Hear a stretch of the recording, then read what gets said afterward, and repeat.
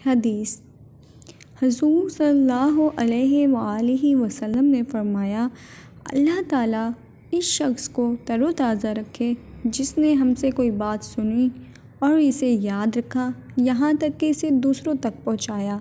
سبحان اللہ۔ حدیث: حضرت ابو ہریرہ رضی اللہ عنہ بیان کرتے ہیں، رسول صلی اللہ علیہ وآلہ وسلم نے فرمایا، روزِ قیامت اللہ تعالیٰ زمین کو اپنی مٹھی میں لے لے گا اور آسمانوں کو اپنے دائیں ہاتھ میں لپیٹ لے گا، پھر فرمائے گا، میں بادشاہ ہوں، زمین کے بادشاہ کہاں ہیں؟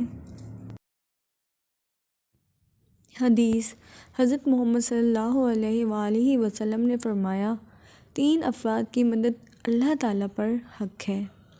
پہلی، اللہ کی راہ میں جہاد کرنے والا۔ دوسری، وہ غلام جو اپنی آزادی کا معاہدہ کرے۔ تیسری، وہ شخص جو عفت گناہ سے بچنے کی خاطر نکاح کر لے۔